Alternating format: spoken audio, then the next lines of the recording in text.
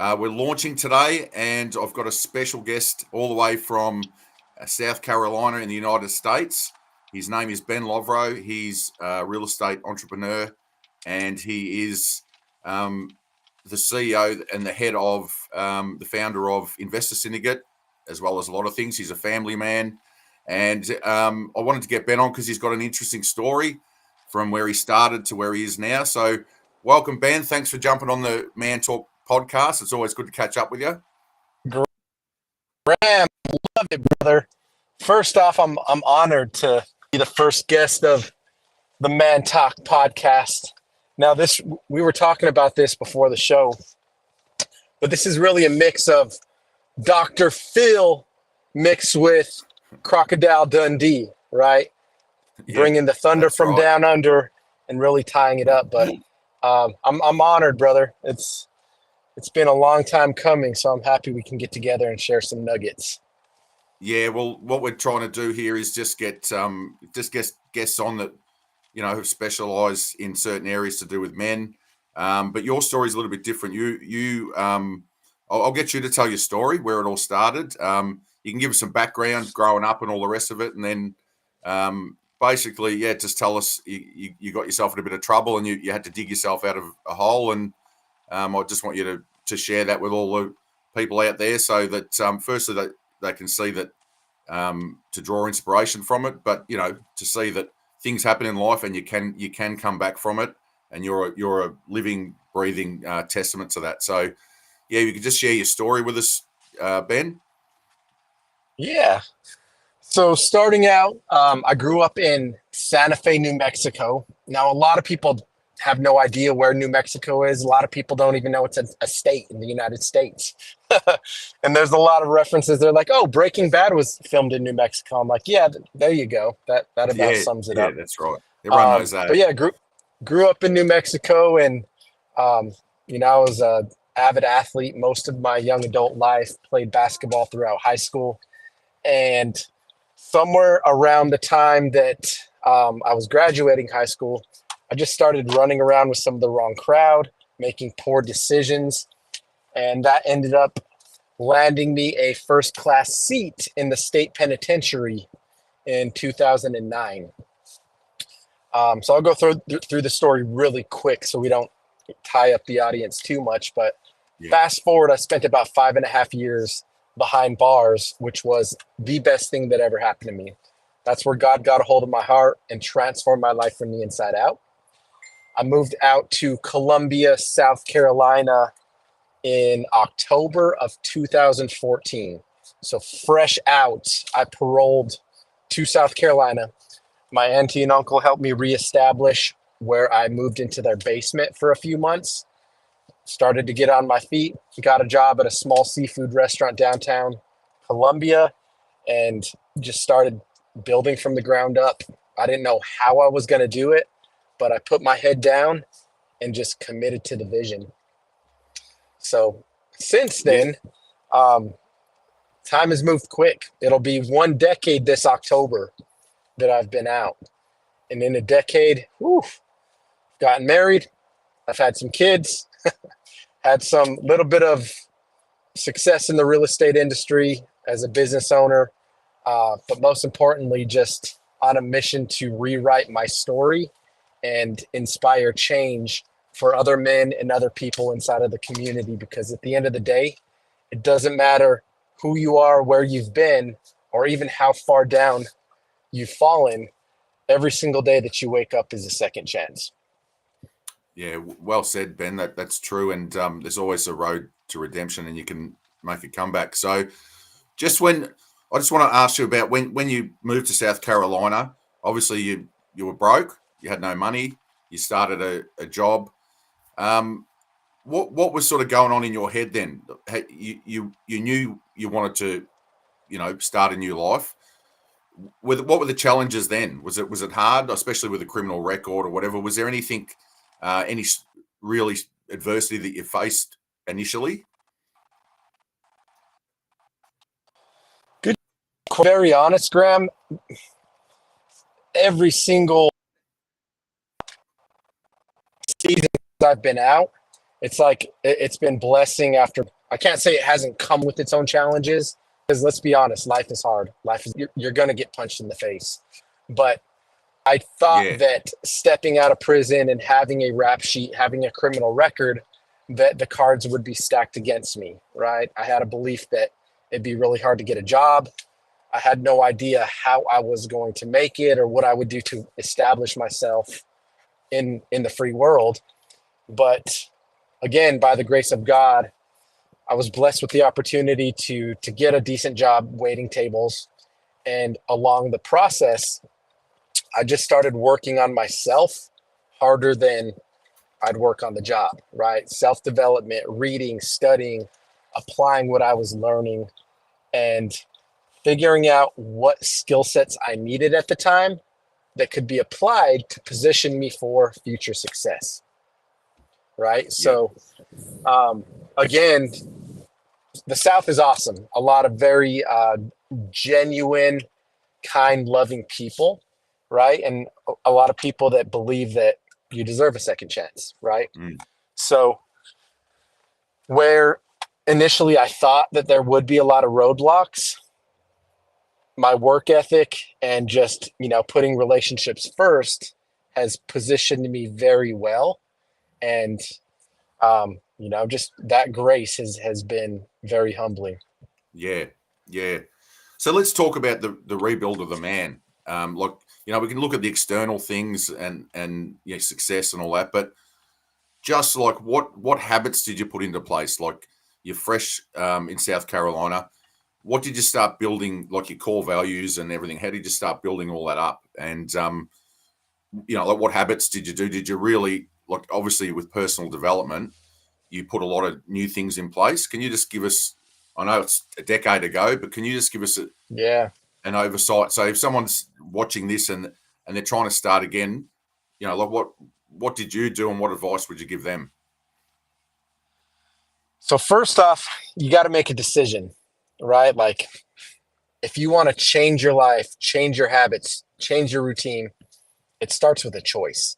And if you don't internalize that choice and make the decision to truly change, you're never going to make it happen, right?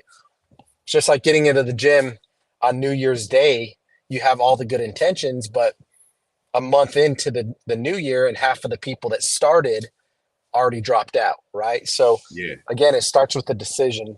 But as far as the habits that I picked up and started to implement, one was just early rising, right? Waking up early, beating the sun up. And because of the quietest point of the day is in the early morning, where you can just renew your mind, quiet your thoughts, and really open up yourself for what God and the day has to unfold. Um, After the wake up, right? Prayer, meditation, reading, journaling, and exercise. yep, yep, That's it. That's the core, right? Early wake ups, prayer and meditation, daily reading habits, right? Picking up a self-development book and reading every single day, and journaling, sharing your thoughts, writing them down, taking a pen, physically putting it to the paper and getting the words out there. You'd be surprised at how many creative thoughts, how many ideas pour out when you're actually spending the time to put your ideas down on paper. yeah, And everything stems from that, right? Because the ideas that we have, each and every one of us are created in God's image. And if God had the power to speak the universe into existence, and we're created in that same image, just think about the power that we have, the same very power that we have to create our life by design. And when you recognize the power behind that, anything is possible. and just sort of backtracking a little bit, there was just one question I wanted to ask you. Like, was was there a process of, like, forgiving yourself for the mistakes that you made, and was there a bit of guilt or something? And did you have to go through a process like that to get to that place, where you started, making the decision and putting in the habits? Was there anything internal, like you had, like, demons you had to sort of fight with yourself?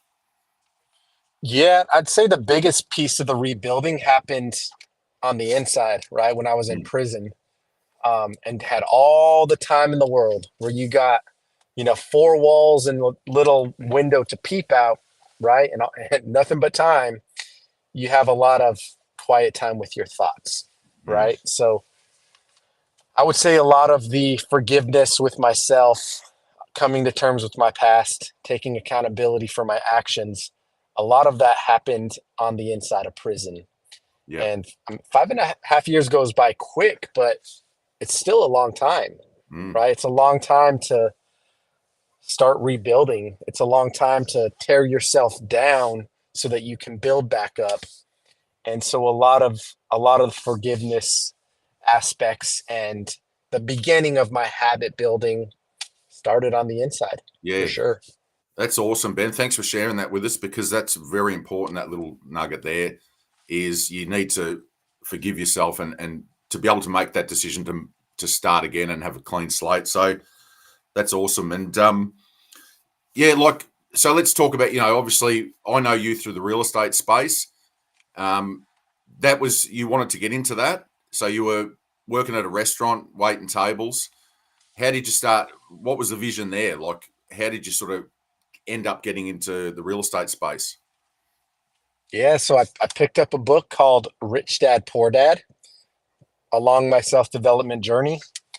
And by the end of the book, I made the decision that real estate was the vehicle that I was going to figure out. I didn't know how I was going to do it. I didn't know any real estate strategies. None of my family came from a real estate background. But the way that Robert Kiyosaki broke down the difference between an asset and a liability and explained how he mapped his way to wealth and created massive opportunity through creative real estate investing, I made the decision that that was it. So after I finished Rich Dad Poor Dad, I started researching local meetup groups near me, real estate investor associations, and figuring out who the people were and where the networks would hang out that I wanted to be a part of. And started networking, purchased some online education. I remember the first course that I purchased was old school Sean Terry Flip to Freedom, where he just kind of showed you how to build a real estate business from the ground up. And everything that I was learning and taking in, I would apply, right? So I'd learn and then I'd take action. I'd learn, I'd take action. My mentality is like a fire ready aim, right? I'm not like the super planner. Everything's got to be perfect before I take action. Like I get an idea in my head and I just start moving. Yeah. Sometimes too fast, right? Like before I'm ready, I'm taking action. And what I've realized is, yes, you're going to make mistakes along the way, but that's part of the process. That's part of the evolution. And when you view your mistakes as a stepping stone towards growth, right? And every mistake leads you to a greater lesson, then you start to lean in more, you start to take more risks, and you actually push yourself towards failure more than the average day Joe, right? Most people don't want to fail. It's part Yeah. of our human DNA that we're programmed not to fail, not to make mistakes, right? It's like an internal fear that we have. But the quicker that you can fail, the quicker you can learn. And the quicker that you learn, you evolve, you create better habits, better systems, better practices. And if you can become 1% better every single day, think about how much that compounds over the course of a year. Yeah. Absolutely. And I mean, the theme there is reinvention and shedding the old layers, isn't it? Moving into unknown space, Yeah. shedding the new layers, the old layers, because like you said, you made a decision and you were going to move forward. Then you got into real estate, and you've pretty much followed the same process. You get into it, and you basically create your own reality, don't you? You change what the old reality was and implement a new reality. So, and that just starts, like you said, simple with your habits and replacing your Yep. old beliefs with new beliefs, of who you can be and your future self. I guess that's one way of looking at it. 100%. Yeah, yeah. 100%. And I mean, the business, like, there's going to be Australians watching this and that, and they don't really know US real estate's a lot different than Australia. But there's a thing called wholesaling, and that's what you first got into, wholesaling. And we both know, Ben, it's a tough business, isn't it? Like prison probably Oh got yeah. you prepared for the wholesaling business because there's a lot of similarities there in there. There's like a lot of dodgies and a lot of, but what you did is because of your core values that you built integrity around what you were doing, which then made it possible to like you said, network with people with integrity and basically create something that had some substance. Yeah. So its simplest form is the art of finding undervalued properties, right? Contracting it and then assigning your rights in that contract to a cash buyer for a fee. And in my opinion, I think everybody starting in real estate should start with the vehicle of wholesaling because you see Yeah, every single piece of the equation, every single side of the transaction, from pulling a marketing list to talking with the seller, negotiating in terms, writing up the contract, sending that contract to an attorney and opening up escrow, finding cash buyers, negotiating with the cash buyers, right? And so it puts into perspective the entire process of transacting and facilitating deals. And if you can master wholesaling, you can at the highest level, right? It's entry to creative real estate investing. And if you can figure it out, it will unlock unlimited avenues to success, right? yeah, To your point with the core values, just like any business, any industry, there's always going to be bad actors, right? There's always going to be snakes in the grass, and so that's why it's important that you surround yourself with a group of winners, people that share the same values, morals, ethics, right? And you really focus on who you allow into your circle. But when you focus on only quality people, right, and you constantly audit your circle and keep the valued relationships in your life, it's an equation for success, right? It's like you are the sum of the top 5 people that you spend the most time with. So if you're the smartest person in the room, you're probably in the wrong room. yeah. You need to go to the next room, don't you? And be start at the bottom again Absolutely. and learn. Yeah, that's that evolution. It's called like a growth mindset, isn't it? Compared to a fixed mindset where you think you know everything. A growth mindset is you go and you hang out in the next room and you open your mind up to new ideas. So that's sort of the growth mindset model. And that's what you've got. You just keep evolving. And, like I remember when I was younger, I used to say, how much money do you need? And, all these multi-zillionaires, but it's not about the money. It's about the evolution of the person. Like the money, a lot of times there's enough money there, but it's about them being the best that they can be, and also the ripple effect it has on other people. So that's important. And I guess if we go back down to grassroots level, like, where you were, and I know a lot of young guys that have got into substances over here and got into trouble and been able to get off it. And that's the same principle, is just rebuilding and hanging around people who are where you want to be, and not hanging around with the people that you got into trouble with and are still doing the same sort of stuff. So it goes from grassroots level to the highest level, doesn't it? That sort of model of, and it's discipline. You've got to make a decision and then do the work and discipline yourself. So, yeah, look, let's fast forward. You're a man, Ben, and you meet this beautiful woman, Lisa, and you fall in love and start having a family. How did that all come about? You know what I mean? Like, like without getting too personal, like, was that something you always wanted to get married, have a family, and have the white picket fence and do all that stuff? I know you were a DJ when you were young, so you may not have had that as your initial vision.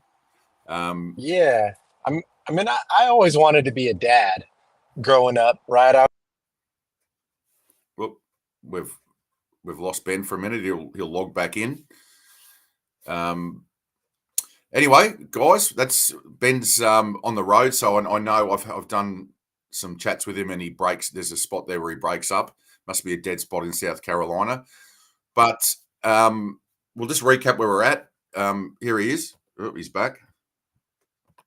Something happened to kick Yeah, me we off. lost you there. That's that bad spot I used to talk to you, and you used to cut out all the time. So you must have drove through it.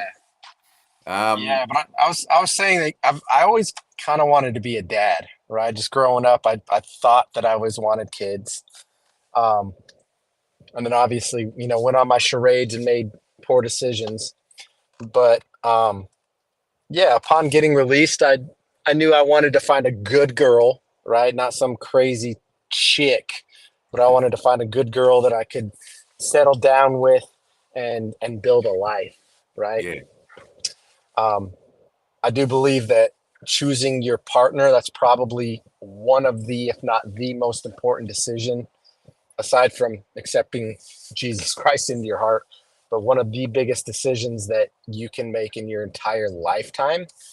And so crucial that you choose wisely, right? yeah, Because if I mean you've experienced it firsthand, right? You can spend a good majority of your life with somebody just to realize, oh crap, you have disagreements, or it's someone that's not willing to support you at your worst doesn't deserve to see you at your best, right? yeah. So That's an interesting point, Ben, because you look online. There's it seems to be the battle of the sexes, and that's where you've got to what you've just said is everything's choice in life, and you make choices and you make your bed, you lie in it, and if you're not you haven't been taught or you're not wired to look for certain things in people, and that you rush in our modern society and make mistakes, and yeah, it just leads down a certain path. So that's good advice for a young guy, is to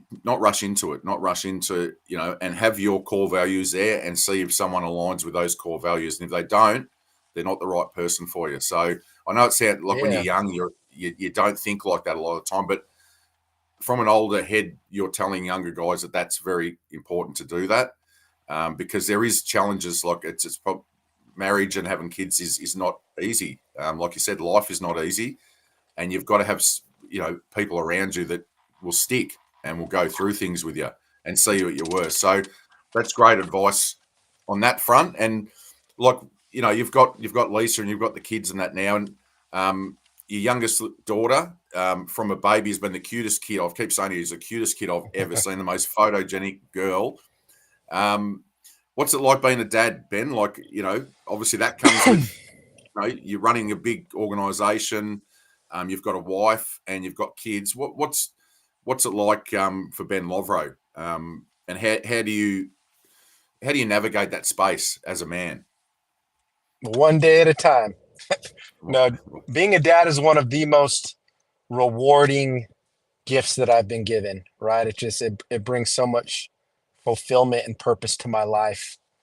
Um, right, just seeing their little personalities like grow and development, and they start to experience life, right? It really is, especially like the ages 0 to 5, right? It's almost like sacred because you're literally watching and seeing these kids evolve in front of you. Um, Same time, it's one of the most challenging things that I've had to do. I mean, being a parent, man, it's one of the hardest jobs that you will have because Mm, your patience will get tested. Um, right, and here's these little beautiful human beings that you love so much, and then they'll push your boundaries, right, and test you and disrespect you. And mm. as men, we internalize and take stuff more serious than we probably should sometimes. But at the end of the day, man, I wouldn't trade it for anything. It makes you a better person. It makes you a more selfless leader, Yeah, right? And it shows you a part of yourself, um, that you learn to die to yourself and die to your ego, because at the end of the day, it's no longer just about you, right? It's about how can I lead with purpose and impact these people, my family, those that I've been entrusted with, to become the best versions of themselves. yeah, and I've spoke to a lot of guys about this, and when you have children, something ignites inside you. There's like a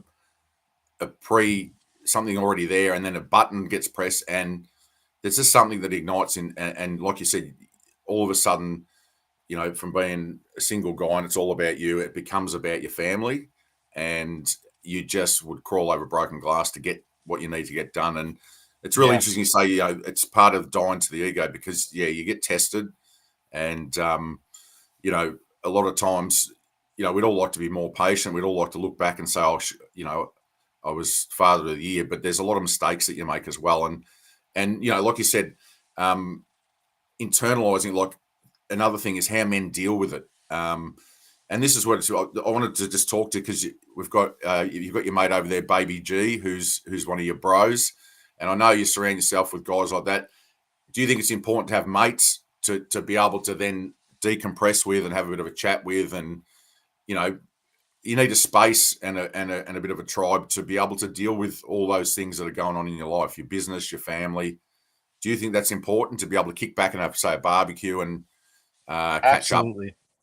Yeah, Yeah, yeah. Just to share life together, right? You yeah, share your challenges, share your victories, share business strategies, share life advice. It's like the kumbaya moments. yeah, We live in a world, a society where it's easy to kind of shut down and lock, right? Lock the part of yourself that you don't want everyone else to see. It's almost like we make this the social media smiles and the hallmark moments of what the perception that we want to put off. But at the end of the day, having people in your corner that you can trust and really just be raw, right? Raw and authentic, where you can share your burdens and you can pick one another up. To your point, having that tribe and having those kumbaya moments it's super important. yeah. Well, even though it's been virtual, I've had a few kumbaya moments with you and Baby G. We've got together and we've chewed the fat and everything. Yeah, Um, and it is because, like, your mate Baby G's a highly intelligent guy, a great guy, empathetic. So you can open up, and you're the same, Ben. I feel like I can open up to you guys. We've built a yeah, relationship, and there's no judgment and everything. So that's probably something guys in Australia need to do, and the US, is to, if someone's opening up to you, don't shoot them down or whatever. Just listen, let them vent, and support people. You don't have to solve. You're not saving anyone. You're not solving people's problems, but you just need to have people there around you that that they care. Whether you're flipping out or whether you're stressed out, it's good to have that support in it where you can actually open up and let parts of yourself out that a lot of people won't, because they're too scared of it might be used against them, whatever. That's why you got to, like you said, surround yourself with the right people who will not do that. You've got to have like your little network and your tribe, and that's something that you would have built. You'd have a small, inner core of mates, yeah. bros, and is that really important to you, Ben? Like, is that something that that really means a lot to you with your mates? It is highly important, but I don't get out and connect with the bros nearly as much as I need to, right? Like Yeah, we've been talking about hosting a meetup in my backyard and having a campfire and doing the kumbaya thing. Um, but man, with having kids at home and young kids at that, life and business gets busy, right? And yeah, I haven't made as much of a priority at putting those relationships. Like, yes, I have men in our corner, right? There's people inside of our network that I'm really close with, and we can share those burdens. mm, But we might get together once a year at a mastermind event, right? And really just like get down to the nitty gritty. Where I do think it's an important practice to be more intentional with getting together with the bros yeah, and yeah. sharing. Yeah. Yeah, absolutely. Well, lucky you got Baby Jean. Maybe I might be the force that brings it all together when I come over to South Carolina, and we'll get Yeah. like a men's club going, and we'll build it up. But yeah, look, you're right. I mean, when you got young kids and that, it's hard, but you just got to stay connected some way. And I think social media can be used really well. It's got its downsides, but it's positive. Shoot someone a messenger message. Text them a Yeah. message. Do you know what I mean? Like if they're in another spot, FaceTime them. Just really push and make an effort pardon me, as part of your daily practices, weekly practices, is to reach out to 2 guys a week or something to just check in on them and make sure, because that's all it takes. It takes 10 seconds to write a text and send it. I just had one from a mate I used to play footy with. I've been mates all my life, and he sent me one yesterday. And in Australia, like he'll send me, "Oh, how's me second ugliest mate going?"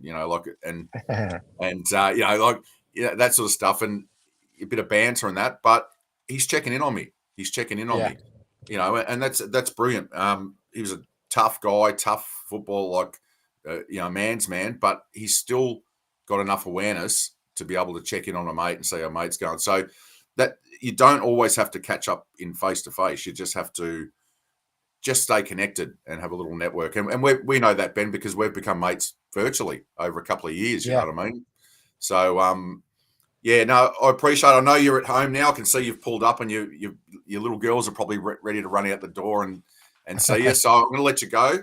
I just like a rooftop moment, just like, any young guys that are going through or in the position of what you were in, what advice would you give them to maybe stop and turn their life around now before it could be too late? Oof. All right. So 2 words, right? If you're at a really low place in life, but the 2 words that I held on to, when I was just at rock bottom, was just keep going, right? No matter Yeah, how far you've fallen, keep going, right? Doesn't matter what you've done, keep going. Get up, put one foot in front of the other, right? And again, surround yourself with positive influences. Um, but to go beyond just like people in a super low point, the word architecture has been really ingrained in my mind over the past year because I look at, all the work and effort that we've done. We've built the software, which it's a great software. Um, but if I could go back in time, I would have been able to get it up and develop it quicker than we were able to. Um, if I started with like the architecture, right? yep, So when you're thinking about where you want to go in your life, instead of just like taking action, right? Because again, I'm like fire, ready, aim. I take action and then adjust from there. I've been I've been trying to figure out how I can be more strategic with like the big picture. Like what is the architecture that Ben Lovro foresees the rest of his life looking at, right? mm, You touched on core values, right? What are my top core values for myself, not just the business, but what are my core values? Start there, right? Create the hierarchy. And then below that, and Chat GPT is an amazing tool you can use to like craft and build anything you can think of, but start to think about like based on my core values, based on the pillars of what's important in life, whether it be family, business, networks, free time, vacations, how can I create the architecture of my life that I envision myself living in 10 years from now, right? And yeah, the more that you can really have a clear understanding of what that looks like, not just, oh, I think I'll be a millionaire and live in this certain place, but get down to yeah, the nitty gritty details. Like, what does that look like? Where do I want to be? Who's going to be in my corner? Right. I mean, yeah, income should be a facet of that. Right. But yeah, what is the design of your life and the architecture that you're building actually look like? Because when you have a clear blueprint, the rest I say is easy, right? But when you have a clear target of where you're going, the how becomes so much easier because you already know your why and you already know where you want to go. yeah. So just in layman's terms, Ben, like when you say architecture and blueprint, you're basically saying find out what you believe your purpose here, and then work back from there. Like, you're a Christian man. What does God design me to do here? What am I here? What's my bigger picture thing? And then work your way down and build that framework and work towards that. That's sort of what you're saying, isn't it? Yeah, 100%. And there's Begin with the end in mind. Yeah, and there's tools out there where you can dig down inside and find out what that purpose is. So There we go. We've got the American flag there. Yeah. I love that. For all the Australians watching, I love seeing houses everywhere in America. They've got the flag. They're very patriotic. Down where I am, there's a few of the older characters that have the Australian flag out. I think it's really good. All right, Ben. Yeah. Well, I'm going to let you go because it's family time now, and I know that you've got your boundaries, and you work hard, you play hard, but you go home and you switch off and hang out with your family. So thanks for joining us. I hope your story can inspire some people out there to like you said, rebuild, make a decision, and move forward with life. So appreciate your time, man. Here we go. I'll let you go, and yeah, thanks for coming on, man. Being on our launch as our number one guest. Thank you, mate. I appreciate it. I love it, Graham. Much love, brother. Let's get up soon. See you later. See you, mate. Over and out.